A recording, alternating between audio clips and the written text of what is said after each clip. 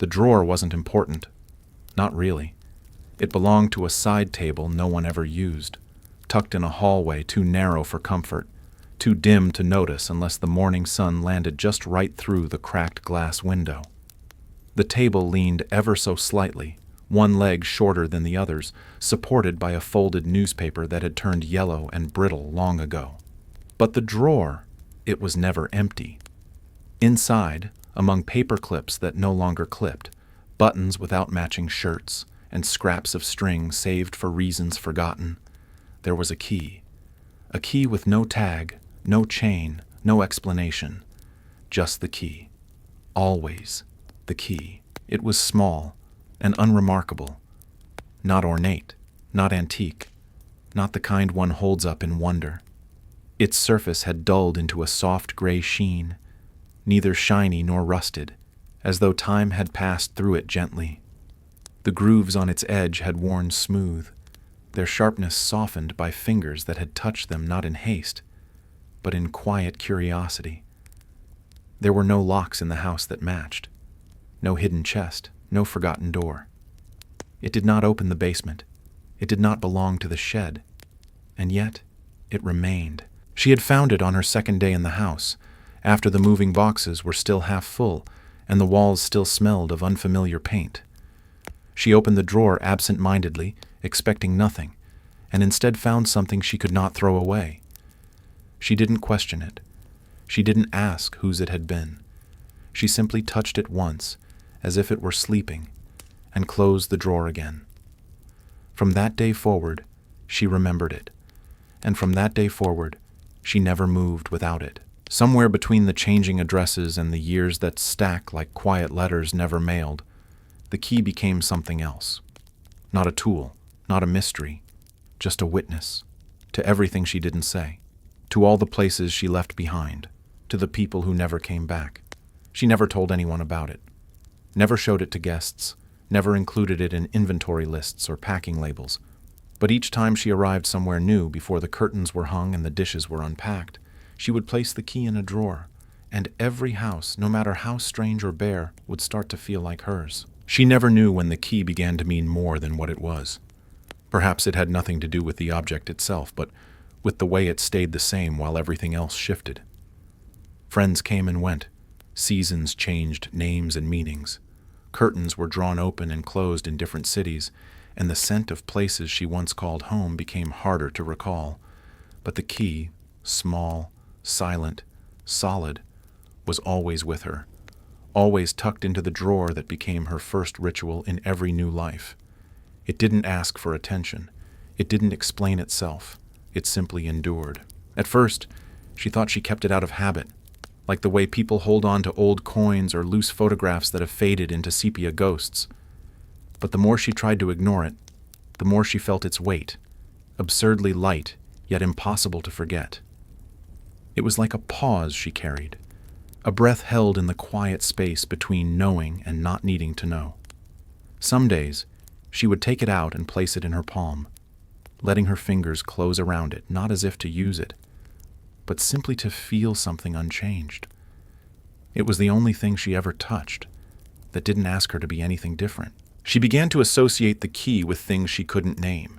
It was present on days when she felt the weight of absence, of people whose names still lived in her chest but hadn't been spoken aloud in years. It lay silent on nights when she couldn't sleep, when memory and silence blurred into one. In those moments, she would open the drawer, not for comfort, not for answers, but because touching it reminded her of continuity. A thread that had never snapped, a presence that didn't require understanding. There were times she considered letting it go. When she moved into her smallest apartment, when she was asked to downsize, when someone suggested she declutter to feel lighter, the key came to mind. But each time, she hesitated. There were objects she had given away without a second thought, clothes, dishes, even old journals. But the key? It felt wrong to discard it, not because it held value, but because it held nothing. And in that nothingness, there was room for everything she didn't have words for. She never gave it a story, never made up a past or a lock it might belong to. It didn't need mythology to matter. It mattered because it had never left. because it had no reason to be there and yet was. She wondered sometimes if she was the only one who felt this way, if somewhere someone else was holding a key that meant nothing to the world but everything to them. The years passed, and the key remained, not polished, not protected, just there.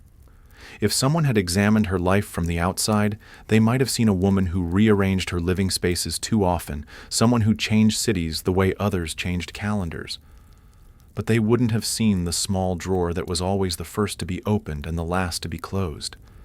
They wouldn't have noticed how, no matter the layout of a room or the color of the walls, she always made space for that one quiet object.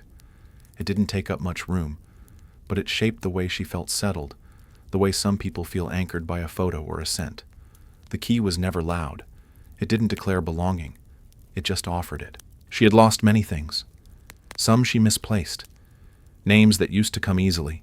Memories that once felt like skin. Others were taken. Through distance, through time, through silence that grew too heavy to lift. And yet the key had never left her. It was the one constant she had never needed to explain. Not even to herself.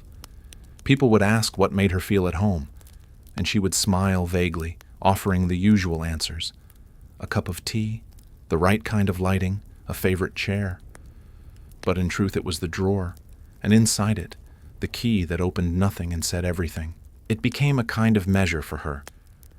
When a place didn't feel right, she noticed she hesitated to unpack it. When a chapter in life felt uncertain, the key remained wrapped instead of placed. And when something settled, quietly, deeply, she would find herself sliding open the drawer without even thinking, laying the key in its corner like a flag she had carried too long to question. She didn't speak to it. She didn't whisper secrets into its silence. But she felt its presence like a familiar pressure in the palm, a weight that never changed no matter how much she did. There was something about its refusal to reveal a purpose that made it feel more honest than most things. It didn't pretend to serve. It didn't try to explain its place. It had no ambition, no nostalgia, no expectation. It was simply a thing that remained. And in a life full of questions without answers, that was enough. She began to wonder if everything meaningful had to serve a function at all. Maybe some things exist just to exist, to be held, to be remembered, to remind us that we too are allowed to take up space without reason. There was a time she thought she had lost it. Just once. During a rushed move when the days were filled with cardboard and tape and the nights were too short to rest. She had emptied drawers into boxes without thinking, labeled only the essentials, and pushed forward with the kind of energy that comes not from joy but from necessity. It wasn't until the new house was quiet, the chaos settled into unfamiliar silence, that she opened the drawer and found it empty. She stared into that blank space longer than she meant to, her fingers hovering over the wooden edge as if the key might appear through longing alone. Panic didn't come right away. At first it was disbelief. Surely it had been packed. Surely it would turn up. But as each box unfolded and the familiar corners of her life were put back into place, the absence of that one small object became unbearable. She tried not to let it show. Told herself it was foolish to care. Told herself it didn't matter, that it never did anything anyway. But when she caught her reflection in the bathroom mirror that night, she saw the grief there. Quiet, restrained, but real. The kind that doesn't weep or wail, only settles in the bones and makes the body feel older. It took 3 days to find it. Not in the boxes labeled sentimental or miscellaneous, but in a pouch, tucked into the pocket of an old coat she hadn't worn since the winter before last. She didn't remember putting it there, didn't remember even touching the coat, but when her fingers found the familiar metal shape buried beneath the lining, something inside her exhaled. She didn't smile. She didn't cry. She just stood very still, the key resting in her palm like a memory that had waited patiently to return. And then, without ceremony, she walked back to the drawer and placed it inside, as if nothing had happened. After that, she never packed it carelessly again. It wasn't wrapped in velvet or stored in a special case, but she always knew where it was. She never lost track of it, not truly. It became her first check before any move, her quiet reassurance in times of transition. The world could unravel, relationships could shift, plans could dissolve into dust. But if the key was with her, she believed she could begin again. Not because it had power, but because it didn't. And somehow, that made all the difference. As she grew older, the key began to take on a different kind of presence. Not heavier, its weight never changed, but denser somehow, as if time had condensed into its form. She began to think of it less as an object and more as a companion. It didn't offer answers. It never once revealed where it belonged or why it mattered. But it stayed, through the long winters when footsteps became fewer, through the quiet birthdays, the letters that arrived less often, the chairs that remained empty longer than they used to. The key stayed, not out of loyalty, but because it simply knew no other way to exist. She stopped trying to name its meaning. Meaning shifted too often anyway. What something meant one decade rarely held the same shape in the next. But presence was different. Presence didn't have to justify itself. It just had to endure. And that's what the key did. In the stillness of early mornings, when the kettle hadn't yet boiled and the sky was still deciding whether to be blue or gray, she would open the drawer and look at it. Not for reassurance, not for guidance, but just to remind herself that not everything needed to change. There was something deeply comforting about that. In a world obsessed with growth, movement, transformation, the key had remained still. It hadn't evolved, improved, or achieved anything, and yet she had never once considered it a failure. It was the only thing she owned that had never disappointed her, not because it had done something right, but because it had never promised to. It had made no claims, offered no use, and so it could never fall short. In that way, it was perfect. She often wondered, toward the end, what someone would think if they found it. If they would turn it over in their palm, confused, looking for a matching lock. If they would toss it aside with the rest of the clutter. Or if, by some strange alignment of silence and instinct, they would know not to throw it away. That maybe, just maybe, they'd place it back in the drawer. Let it rest in its corner. Let it be nothing. Let it be everything. The drawer would outlive her, most likely. The key, too. And perhaps that was the point. Not everything we keep needs a reason. Some things we hold on to simply because we were meant to. Because they remind us that even in a world of answers and outcomes, there is still space for what stays without needing to be understood. The house she moved into that year was smaller than the ones before it.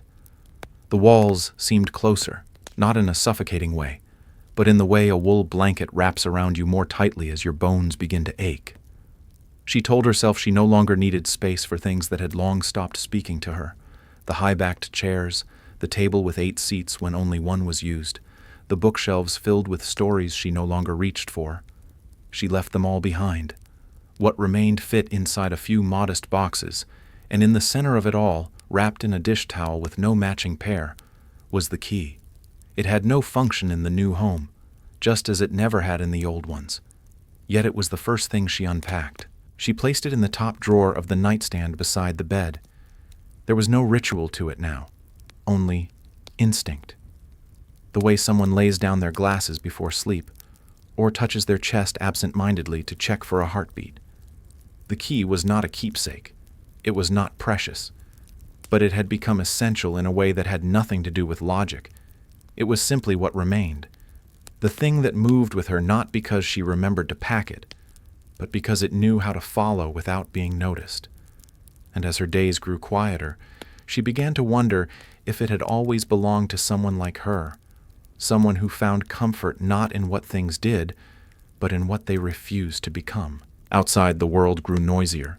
The news spoke in fast, trembling voices.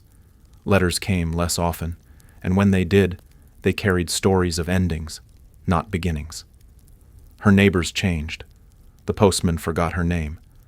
But the drawer beside her bed stayed the same, and within it, the key rested like a pause in a sentence no one dared finish.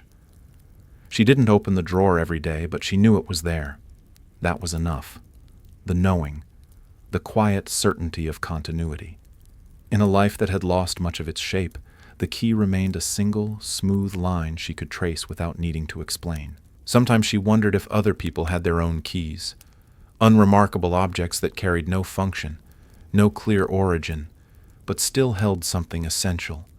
A marble in a coat pocket, a scrap of paper with a scribbled number no longer in service, a handkerchief once borrowed and never returned. Not heirlooms, not artifacts, just ordinary things infused with meaning only through the act of holding on to them. She didn't believe in fate, but she believed in patterns, and the pattern of her life had always included that one, small weight in her drawer, not heavy but present, always present. One afternoon, as sunlight poured in through the lace curtain and folded itself across the wooden floor, she caught herself tracing the edge of the drawer with her thumb. The house was quiet in the way old places often are, filled with creaks and murmurs that don't quite come from the wind. She hadn't opened the drawer that day, or the day before, but its presence felt near, like a note held too long in a song you can't forget.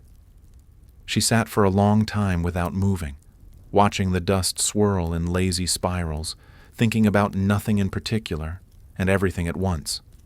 The longer she sat, the more she understood that some parts of her life had become shaped around the key, not because it had shaped her, but because it had never asked her to become anything she wasn't. She remembered a time, decades ago, when someone asked her what she feared most. She had said loss of people, of purpose, of memory, but she didn't say the other part, the quieter part, the fear of becoming someone untethered, someone for whom nothing stayed long enough to matter. And yet, the key had. Not in dramatic ways. It didn't stop sorrow or delay time. It didn't bring anything back. But in the middle of a life marked by comings and goings, it had remained, even when she forgot names, even when she forgot where she placed things, even when she forgot why she walked into a room. The key never wandered. There was a strange power in that, not the power of control or answers, but the gentler kind, the power of something that refuses to disappear. She had begun to wonder if meaning was less about what things did and more about what they survived. The key had survived versions of herself she barely recognized now. The anxious girl who measured her worth in approval, the woman who thought love meant giving everything, the mother who quietly folded grief into laundry and lunch boxes, the widow who learned to speak in silence. Through each version, the key had watched without judgment, without change, and maybe that, more than anything, is why she never let it go. In its stillness, it taught her something no book ever had, that some things don't need to be useful to be real. Some things don't need to lead somewhere to mean something. And sometimes, what stays without a reason becomes the most honest thing we have. She thought about writing that down once, in a letter or a notebook margin, but it didn't feel right to pin it to words. It belonged to the quiet. It belonged to the drawer. It belonged to the moments when nothing happened but still felt like everything. She never tried to guess what the key once belonged to. There was no point in inventing a past for it. No romanticized idea of an old chest filled with secrets. No lost house tucked away in another country. No forgotten lock waiting to be found. That wasn't the kind of story the key carried. Its silence was not mysterious. It was restful. And over time, she realized that part of what made it precious was its refusal to demand attention. It didn't whisper promises or hint at something bigger. It just was. In a world obsessed with unlocking everything, this key offered the rare comfort of remaining closed. Other objects in her life came with narratives. The teacup with the chipped rim had belonged to her sister. The scarf that hung behind the door still smelled faintly of a winter long gone. Even the postcards tucked inside books had fragments of places and people, lines written quickly in someone else's hand. But the key was different. It resisted backstory. It didn't fit into a timeline or a category. It was the only thing that had no role to play, no explanation to fulfill, and because of that it became something sacred, Not sacred in a religious sense, but in the way an old path through the woods becomes meaningful simply because your feet have walked it again and again. She began to think of the key as a mirror, not of the past, but of the self. When she held it, it didn't reflect who she had been or what she had done. It simply met her where she was. In the quiet afternoons, in the long pauses between conversations, in the steady thinning of the calendar's pages, it didn't ask her to be strong. It didn't expect her to remember. It didn't care whether she laughed or wept. And in that neutrality, in that refusal to interfere, she found something close to comfort, something deeper than words. On the days when nothing seemed to make sense, when the world felt like it was spinning just slightly too fast for her to keep pace, she found herself reaching for the drawer. She wouldn't always open it. Sometimes it was enough to rest her hand on the handle, to feel the subtle resistance of the old wood. The drawer wasn't magic. It didn't hold hope or healing, but it held the key. And that somehow was enough to make her feel less adrift. Not anchored, exactly, but acknowledged. Like a tree that has lost its leaves but still belongs to the earth it came from. Sometimes, when sorting through drawers or tidying up the quiet corners of her home, she would pause beside it. Not to touch it, not even to look directly at it, but to feel its presence as one feels the warmth of sunlight on the back of the hand, unspoken, but undeniably there. There were days when everything else in her life seemed to require effort, remembering appointments, recalling names, lifting jars, reaching for thoughts that once came easily. But the key required nothing. It made no demands, carried no urgency. It waited like still water in an undisturbed well, patient and entire. She had come to understand that the comfort it brought wasn't nostalgia. It wasn't tied to a specific memory or a moment in time. It was something more elusive, something closer to acceptance. The key wasn't about holding on to the past, nor was it about unlocking the future. It was about letting things be, about making room in her life for the unexplained, the unmeasured, the quietly constant. And in that way, it reminded her of the best people she had ever known, the ones who listened without interrupting, who stayed without needing to fix or fill the silence. There had been a time in her life when she needed everything to have a reason. She had measured her worth by productivity, defined her days by outcomes. Even her grief had been catalogued, kept tidy in photo albums and commemorative dates. But the key refused all that. It was neither accomplishment nor loss. It marked no anniversary. It bore no name. It lived outside the boundaries of narrative, and because of that, it softened her own edges, taught her to live in moments not strung together by plot, but by presence. And so the drawer stayed closed most days. Not because she had forgotten, but because she didn't need to be reminded. It had already done its work, not by changing her, but by allowing her to rest. There is a kind of wisdom in the things we choose to keep, even when we cannot explain why. A kind of quiet love that lives in objects untouched by purpose. The key, lying beneath scraps of paper and forgotten bits of string, had become part of her rhythm, not loud or visible, but inseparable, like breath, like the space between heartbeats. She often imagined what would happen after she was gone, not in the dramatic sense, not in the way wills are read or possessions are divided, but in the smaller, quieter unraveling of a life. Someone would open the drawers. Someone would sift through the paper clips and receipts, the ribbons and stamps, and eventually they would find the key.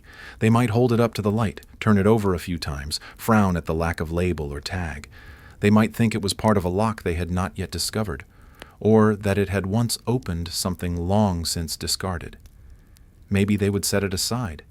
Maybe they would toss it into a donation box, let it slip into the hands of a stranger. Or maybe, though she dared not hope, they would keep it.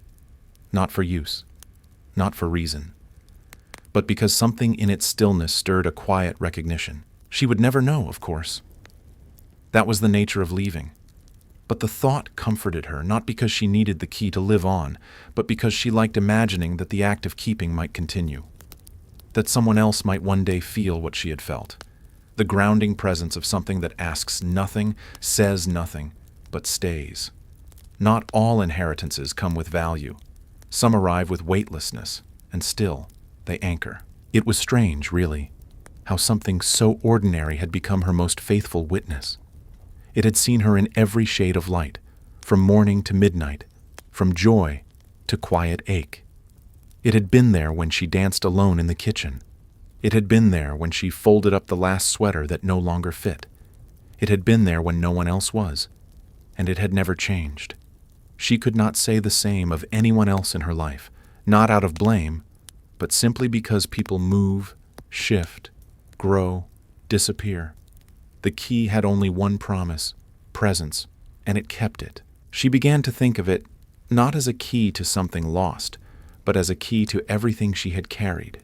Grief, yes, but also grace. Solitude, but also stillness. A reminder that she had lived a life with space enough for things that didn't have to prove themselves, that she had made room for the unnecessary, the unexplained, that not every drawer needed to be filled with tools or memories. Some could simply hold silence. Some could simply hold one small thing that opened nothing, but held everything. And in that thought, there was peace, not the loud kind, not the kind you shout about or write down in journals, but the kind that arrives like dusk, slow, shadowed, certain, the kind that lets you rest your hand on the edge of a drawer and know without looking that what's inside is still there, still waiting, still enough. The older she became, the more she noticed how much of life is shaped by what lingers, not by the events that blaze brightly, but by the quiet things that stay behind after the noise fades. The soft impressions in a chair cushion long after someone has risen, the way the floor creaks a certain way where feet once passed daily, the silence of a room where music used to play. In that space of what remained, she began to live differently, not seeking newness but tending to presence. And at the center of that presence, like a stone in a pond around which every ripple turned, was the key, still there, still resting, still part of her without having asked to be. She stopped looking for meaning in the things around her. The clock didn't need to symbolize time running out. The withering flowers didn't have to speak of impermanence. The key didn't need to be a metaphor. They could just be. And by letting them just be, she felt herself exhale in ways she hadn't realized she'd been holding in. The pressure to interpret everything, to name every feeling, to assign weight to every glance and silence. She let that go. There was enough in the fact that these things simply existed, that they stayed, that they hadn't asked to be more than they were. There were mornings when she would sit by the window with her tea, fingers loose around the handle, and think not about the future or the past, but about the drawer. She didn't open it. She didn't need to. Just knowing it was there made her feel less alone. Not because it was a friend, not because it offered company, but because it was something familiar that had never left. And in a world that had reshaped itself over and over again, through war, through loss, through love gained and unspoken, through the passing of faces once too dear to forget, there was something profoundly moving about a small object that refused to move on. Sometimes she wondered if this was what legacy really meant, not monuments or journals or names etched in stone, but a single object that stays long enough for someone to remember how it made them feel. The key would not explain her life. It would not speak her truths or carry her stories, but it might rest in another drawer, in another time, beside another person who needed to feel that something, anything, could remain. And maybe that was enough. Not to be known, but to be felt, to be kept, to be held without question.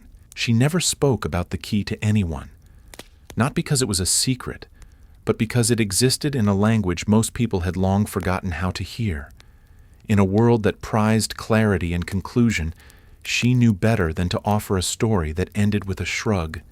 People liked beginnings and endings, clean arcs and obvious lessons, but the key had neither. It hadn't arrived with fanfare, and it wouldn't leave with explanation. It simply endured. And for her, that was more than enough. It was her quiet defiance, her refusal to reduce meaning to usefulness. There had been visitors over the years, friends, family, acquaintances passing through on their way to somewhere else. They saw her bookshelves, her kitchen, the photographs she kept in frames dusty with time. They commented on the vase of dried lavender, the worn pattern on the rug, the arrangement of chairs that hinted at a time when more voices once filled the room. But no one asked about the drawer. No one ever opened it. And even if they had found the key lying in its shallow, familiar spot, they would have passed over it without pause, because from the outside, it looked like nothing. She sometimes imagined what it would be like to explain it, to sit someone down and try to describe the slow accumulation of trust she had placed in an object that offered nothing in return, to confess that its value had never come from what it did, but from what it refused to become.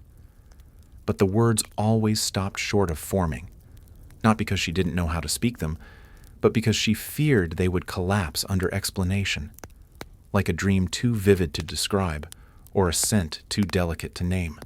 The moment you try to hold it too tightly, it disappears. And so the key remained in silence, honored not by ceremony but by consistency, by being placed again and again in drawers that changed but always belonged.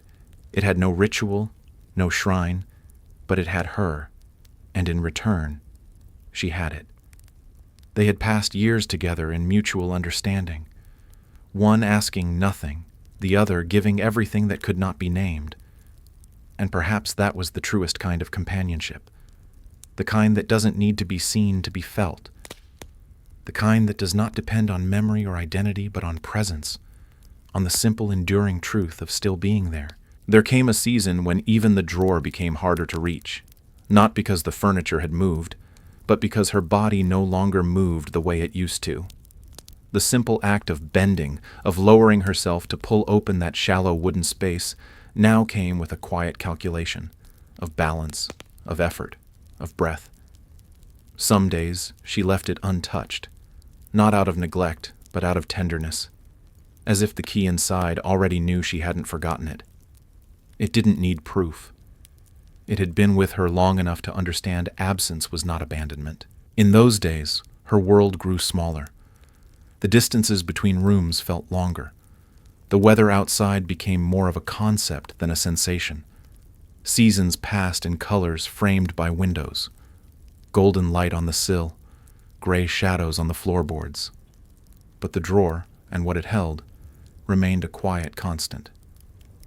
And even when she could no longer visit it with ease, she still thought of it. Sometimes she would picture it as she sat beneath the blanket in her reading chair, fingers curled in her lap, eyes closed not in sleep, but in memory. The key lay there, steady as ever, unseen but not unfelt. There was a comfort in knowing it was still there, that it hadn't slipped into some box during a hasty cleaning or been mistaken for trash by helpful hands. It was exactly where it had always been, waiting in its quiet way. And in a world that was beginning to feel increasingly out of reach, that kind of certainty mattered more than ever. It didn't matter that she hadn't touched it in weeks. The connection had never been tactile.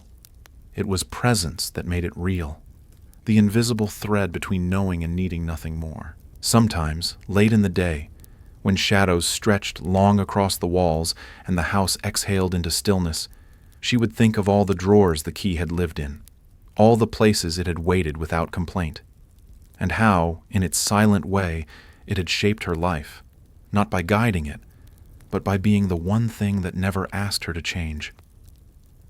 There was something profound in that, something she couldn't put into words but felt with clarity nonetheless. The kind of truth that doesn't shout, doesn't insist, but stays. There were moments now when memory moved through her like fog, soft, shifting, sometimes incomplete. Names would slip, days would blur, time folded in strange ways, and she no longer fought to straighten it out. Instead, she let it settle where it would, allowed the soft confusion to wash over her without resistance. But the drawer remained sharp in her mind, its location, its sound when it opened, the feel of its worn wooden edge. All of it stayed intact.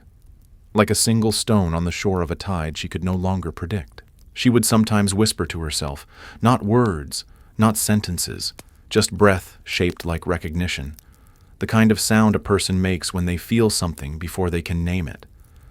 The key didn't need her attention, It had long ceased to need anything, and yet it still offered presence, that small, motionless token tucked between fragments of nothingness.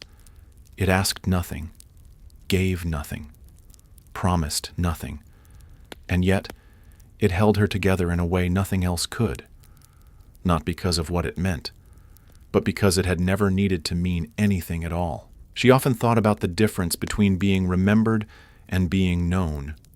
Photographs could remember her face, records could remember her name, but the key, though it would never tell a soul who she had been, somehow knew her, not in facts, not in milestones, but in the quiet repetition of choosing to stay. And in that way, it knew her better than most people ever had. People came with expectations. They held ideas of who she should have been, what she should have done. But the key never asked. It never mirrored her back at herself. It simply rested. It was strange, perhaps, to feel this tether to something so inert. But she no longer questioned the strangeness of quiet attachments. She had learned, over time, that meaning does not always arrive in the form of clarity. Sometimes it arrives in stillness, in the shape of an object untouched by reason, but saturated with years. The key did not unlock anything in the world, but within her it had opened something that needed no explanation. A space where silence was safe, a space where nothing was demanded, and yet everything was held. One evening, as dusk slipped gently through the slats of the blinds and the world outside softened into the color of old paper, she sat in her chair longer than usual. The house had grown quieter over the years, not from lack of sound, but from the kind of quiet that accumulates when fewer things are left to explain. She no longer kept track of what day it was, and she didn't need to. The rhythm of the light told her enough. In that slow amber glow, she thought again of the drawer. She hadn't opened it in weeks, but she didn't need to. It was still there. The key was still there. Some truths don't require verification. Her thoughts wandered gently, not with urgency, but with the kind of ease that comes when nothing more needs to be resolved. She remembered the many hands her life had passed through, kind ones, careless ones, temporary ones, and yet none had ever taken the key. It had been hers alone, not because it was hidden, but because no one else had ever looked close enough to see it. And maybe that too was a kind of grace, that something so small could be entirely hers, untouched by interpretation, unclaimed by others. The light dimmed. Shadows lengthened. She stayed where she was. It was not the kind of evening that required motion. Everything necessary had already happened. In her chest, there was no urgency, only the slow awareness that things were winding down in the most natural of ways. She didn't fear the end, not anymore. It felt less like a conclusion, and more like a continuation of the same silence she had grown to love, the kind the key had taught her, the kind that doesn't close doors but allows them to fade gently into stillness. She pictured it again, the key, resting beneath old string and forgotten paper, still, unbothered, full of nothing, and yet more complete than anything else she had ever owned. She imagined it staying there long after she was gone, not waiting, just being. Perhaps someone would find it and feel nothing, or perhaps without knowing why, they would keep it, and carry it, and place it in a drawer of their own without purpose, but with a quiet reverence they couldn't explain. And maybe that was all anything needed, to be kept, not for what it opened, but for the space it left untouched. The drawer, in time, became more than just a place. It became an echo, a kind of threshold between what she remembered and what remembered her. Long after her hands had grown slower and her steps more cautious, she still knew the grain of the wood by feel alone. Even when names faltered on her tongue, even when the mail arrived and she forgot to open it, she remembered how the drawer slid open with a quiet catch just before giving in. It wasn't where she kept her jewelry or her prescriptions or her notes. It was where she kept her silence. And within that silence, the key never shifted. It lay as it always had, present, patient, and unspoken. There were days when she would sit beside the drawer without opening it, not out of neglect, but out of a growing sense that what mattered most was no longer touchable.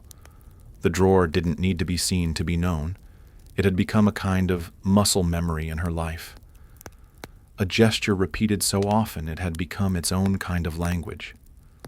She would glance at the nightstand, sometimes without even realizing it, and feel something settle inside her.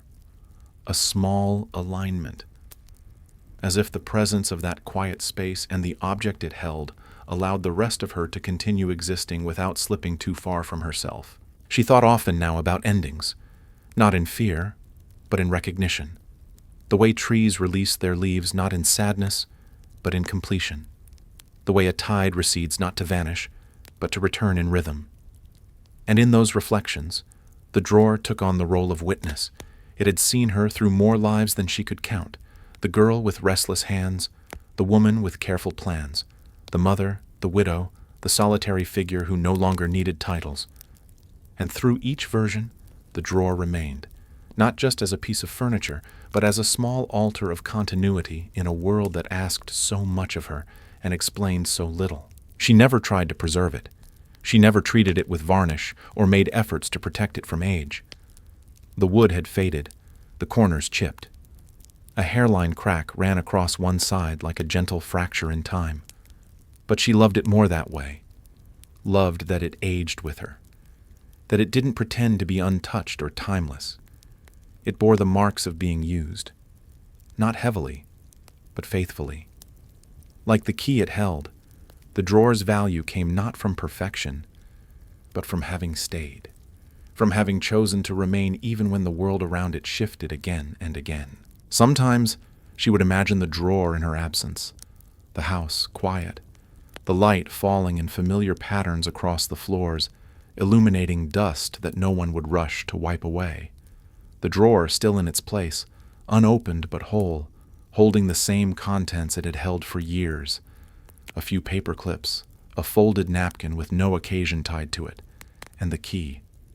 The image gave her peace, not because she hoped to be remembered by it, but because she trusted that some things would simply stay as they were, unclaimed, unbothered, left to rest. She had grown tired of the idea that everything must lead somewhere, that every object must be used, every hour filled, every silence broken. The drawer, in its unremarkable steadiness, offered a gentler truth, that some things serve by simply being there. That presence, not performance, is sometimes the highest form of love. She didn't love the drawer like she loved people or places. She loved it the way one loves a familiar road, by walking it again and again, until the steps become their own kind of prayer. There were times when someone offered to help her declutter. It was always well-meaning, always spoken with kindness, as if the removal of things might lighten the spirit.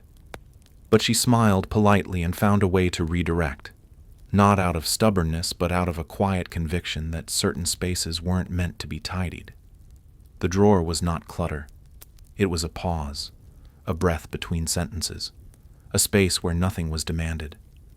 And in a life that had asked much of her, she needed that space to remain untouched. In its way, the drawer had become a mirror, not of what she looked like, but of who she had become. Not the photographs, not the certificates, not the letters in the boxes beneath her bed, but this, a worn, overlooked space where something that opened nothing had been held for longer than she could remember. And it reflected back a life not of noise, but of choice. The choice to keep, to stay, to remain faithful to something that gave her nothing in return, except the assurance that not all meaning has to be loud to be real. The days passed more slowly now, not because they dragged, but because they no longer asked to be counted. She moved through them like one moves through a familiar garden, not in search of anything, but simply in witness to what continues to grow. There was no longer a need for plans, no reason to measure progress or purpose. She lived inside a gentle rhythm, wakefulness, tea, sunlight, rest, and within that rhythm, the drawer remained part of the music. Its presence was less an event now and more a note held across measures, soft and steady, never out of tune. There were moments, quiet, almost imperceptible, when she would reach out and let her fingers graze the edge of the drawer, not to open it, not even to linger, just to feel the wood beneath her touch and remind herself that she still lived in a world where something waited for nothing, that not every object needed an outcome. In those touches there was no ritual, only recognition, like two old friends sharing space without the need for words. She never said goodbye to the drawer, but every time she touched it, it felt like a promise renewed.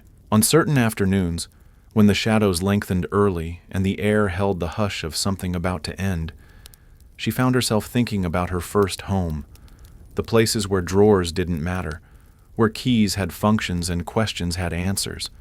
She remembered believing that meaning had to be earned, through use, through clarity, through being understood. But now, decades later, she knew better.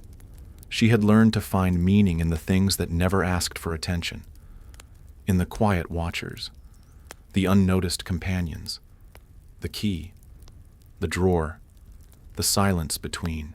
There was something profoundly grounding in having something that never changed, even as everything else did. It reminded her that constancy doesn't have to be grand. It can be small, barely visible, easily overlooked, and perhaps that's what made it sacred, that it didn't demand reverence. It simply existed, day after day, drawer closed, key resting. A quiet testament to all the things we carry, not because they are useful, but because they remind us who we are when nothing else does. As the air in the house grew thinner with age, she found herself moving less and noticing more. The softness of worn fabric, the sigh of an old floorboard, the way afternoon light leaned a little differently on the wall than it used to. These details became her companions. They didn't speak, but they answered in their own way, reminding her that presence didn't have to announce itself to be felt. And in that stillness, the drawer seemed to hum, not with sound, but with memory, not specific ones, not snapshots of time, but the kind that lived in the folds of routine, the memory of having remained. She wondered on occasion if she had passed the key's meaning onto it, or if it had always held something she simply grew quiet enough to hear. Perhaps it had once been forgotten in someone else's drawer, carried across years without notice until it arrived in her care. Or maybe she was the first to feel its weight. But these musings, though gentle, never became questions. She didn't need to know its history to honor its place. There was a certain holiness in not needing answers, in letting something exist without explanation, and still choosing to keep it. The drawer had outlived many things, the seasons of noise, the times of company, the voices that once filled the corners of the house. And though the quiet had grown, it had not become emptiness. It had become texture, the kind that only comes from time and tenderness. She didn't dread the silence anymore. It had become the language in which she now thought. And when she turned her attention inward, toward memory, toward absence, toward what it meant to have lived, the drawer was always there. Not as a centerpiece, but as a constant, a soft outline, a pulse. She would often rest her hand over it without opening it, fingers curled lightly over the worn wood as if listening for something. Not a sound, not a message, just presence. And in those moments, she felt not nostalgic, not sentimental, but whole, as if the drawer, the key, and her quiet awareness of both formed a kind of triangle that didn't need to be completed to be complete. Nothing was missing. Nothing was waiting. Everything that mattered was already here. And it had been, all along. The final winter settled in without announcement. No sudden storm, no collapse of light. Just a gradual dimming, the way music fades when no one is listening, but everyone still feels the echo. She moved through the days like one moves through the last pages of a well-worn book, slowly, with both familiarity and surrender. She no longer counted how often she visited the drawer. It didn't matter. What mattered was that it existed, still holding the key, still reflecting the parts of her that could no longer be found in mirrors or journals or names. One morning, as snow whispered against the window panes and the world outside blurred into softness, she reached for the drawer, not from urgency, not from need, but from a quiet instinct she had followed all her life. Her fingers, now slower and more deliberate, found the groove, the curve, the weight. The drawer opened with the same gentle resistance it always had. And there, beneath the folded cloth and paper worn thin by time, lay the key. She did not lift it. She only looked, and in looking she remembered not just herself, but the quiet lineage of keeping, of allowing something to exist beside her, unchanged. There was no grand reflection, no sweeping sense of revelation, only the steadiness of being, of having shared time with something that never asked her to be anything but present. The key had never opened a door, but it had held space, it had held silence, it had held her. And as she sat there, eyes softened with the weight of years, she understood that this was more than enough, that not every life needs to be remembered through stories. Some are remembered through what they chose to keep, quietly, faithfully, without explanation. She closed the drawer gently, the wood sliding home with its familiar hush. The house remained still, and so did she. Not in grief, not in fear, but in peace. She didn't know who would find the key someday, or if anyone would, but that no longer mattered. What mattered was that she had kept it, that it had been hers, that in all the chaos and noise and ache of living, she had carried one small thing that had never demanded anything in return. And in the quiet that followed, she smiled, not because of what she remembered, but because she hadn't needed to forget. Long after she had gone, the house remained quiet, not the quiet of abandonment, but the quiet of held breath. Curtains still moved with the wind. Dust settled in familiar patterns. The walls, though stripped of their voices, still held the outlines of what had once been. And in the bedroom, beside the bed that now stood undisturbed, the drawer remained, unopened, undisturbed. Inside, the key still rested, wrapped in the memory of hands that had never needed to use it. Time had passed, but the drawer remembered. The woman who came next was younger, kind, methodical. She walked through the house with curiosity, not haste, pausing at each room as though listening for permission. There were boxes to fill, decisions to make. Some things were donated, others were kept. Letters, photographs, a few books with margin notes in fading ink. She found the drawer late in the day when the light was low and the air had the smell of endings. It opened with the faintest resistance, the way old drawers do when they haven't been touched in years. And inside, beneath fabric softened to near transparency, was the key. She held it in her palm. It was lighter than it looked, worn smooth, edges dulled not by use but by time. There was no tag, no label, no hint at its origin. She turned it over once, twice, then held it still. It didn't speak to her. It didn't stir recognition. And yet something about it made her pause. It didn't feel important, exactly.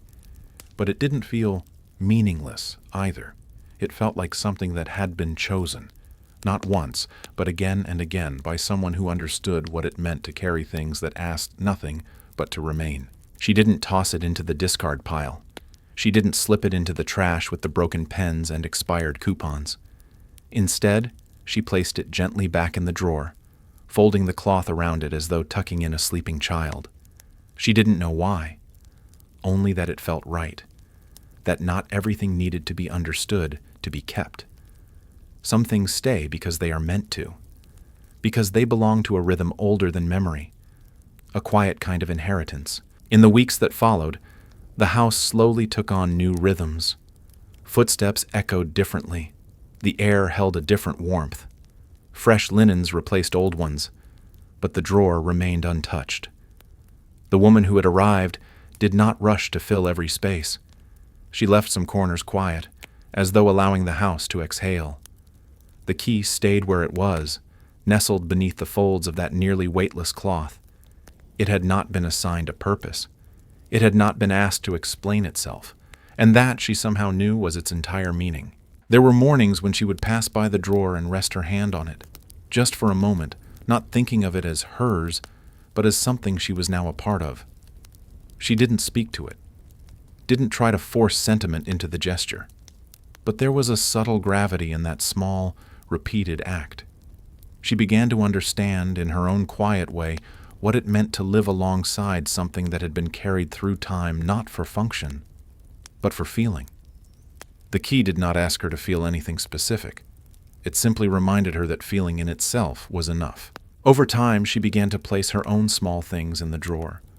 A pebble from a walk in early spring, a ticket stub from a movie she saw alone but loved deeply, a page torn from a notebook with a sentence she never wanted to forget. Nothing grand, nothing valuable, just fragments of moments that had passed through her and left a trace. She didn't think of it as building a shrine or preserving a memory. It was more like keeping company with what had already learned how to stay. The key lay among these objects as if it had been waiting for them. She never knew the woman who had come before her, never learned her name beyond what was printed in careful script on a deed. But she felt her in the house, not as a ghost, not as a shadow, but as an echo of someone who had known how to hold space for quiet things. And in continuing the drawer, in not disturbing its silence, she honored that knowing. The drawer had not been emptied.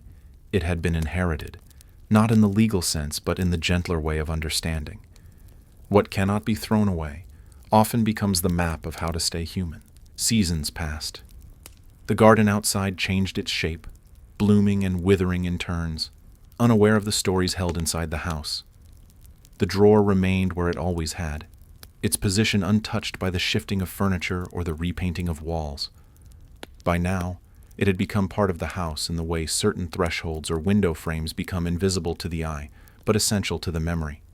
It wasn't the kind of drawer people thought to use, but it was never empty, and the key remained its quiet center, resting without rust, without need, without explanation. Visitors sometimes asked what was in there, curious not because it seemed important, but because it seemed intentionally left alone.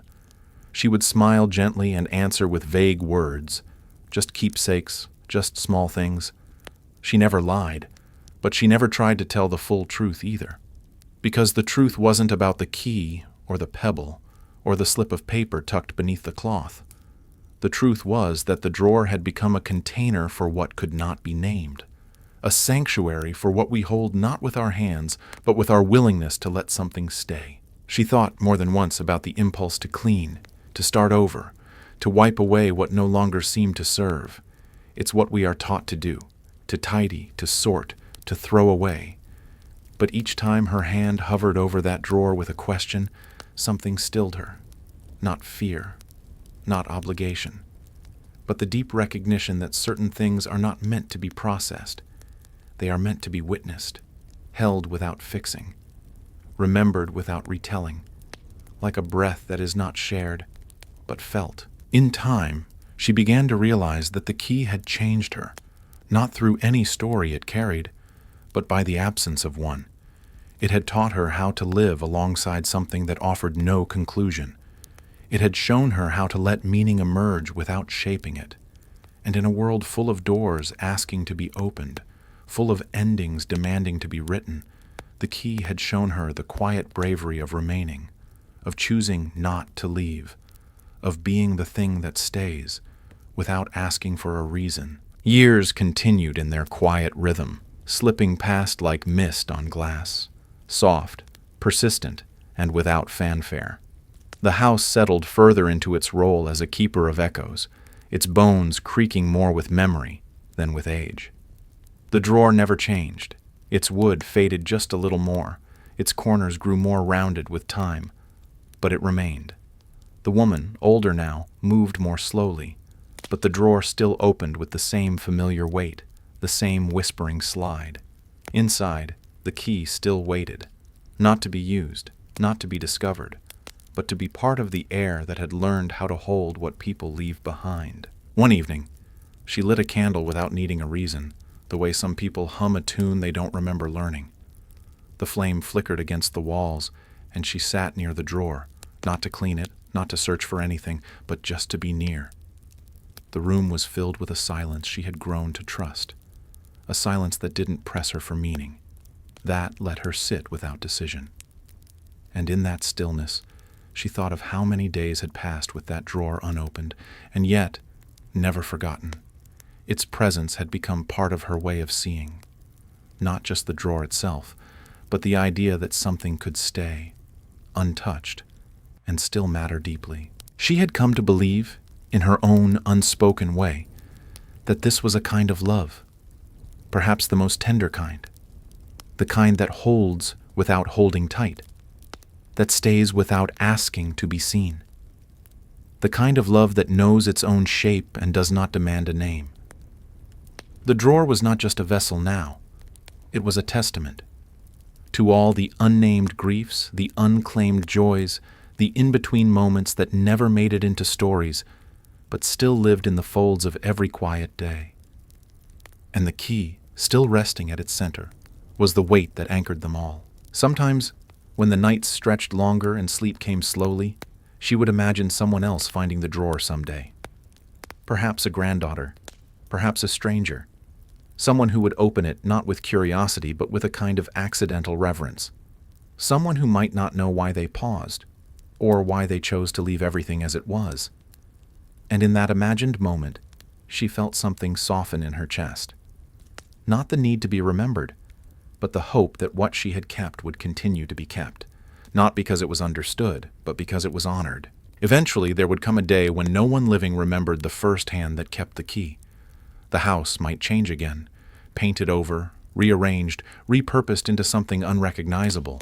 The drawer might be opened by hands that had never known the sound of its slide, never felt the softness of cloth worn by time and fingertips. And yet, the key would still be there, not as a symbol, not as a relic, just as itself, unmoved by purpose, unburdened by expectation, still present, like the trace of breath on glass long after the warmth has gone. Perhaps someone would find it and wonder. Perhaps they would hold it for a moment, tilt their head, sense that there was something about it that didn't quite let go. Or maybe they would feel nothing at all, and that would be fine too, because the truth was never in the discovery. The truth had always been in the keeping, in the decision, quiet, private, and repeated, to let something stay. The key was not waiting to be found. It was waiting to be continued, to be held once more, not with understanding, but with care. And maybe, generations from now, it would still be passed from drawer to drawer, tucked gently beneath the soft clutter of lives. Maybe it would outlive everyone who ever wondered about it. Or maybe, one day, it would be lost, forgotten on a shelf, mistaken for scrap. And even then, its purpose would not have been wasted, because the keeping had already happened. The presence had already mattered. The stillness had already left its trace in the hearts of those who had dared to keep something that did nothing but stay. In a world where everything is weighed, tagged, counted, and explained, there will always be those who carry the things that open nothing, the objects that make no promises, tell no stories, and yet refuse to be thrown away. And perhaps those people, knowingly or not, are the ones who understand something deeper than meaning, something quieter than memory, something that does not need a name to be real. And so, in the end, the key remained, resting in the drawer of a house that had known many hands, opening nothing, demanding nothing, saying nothing, but holding, always holding, everything.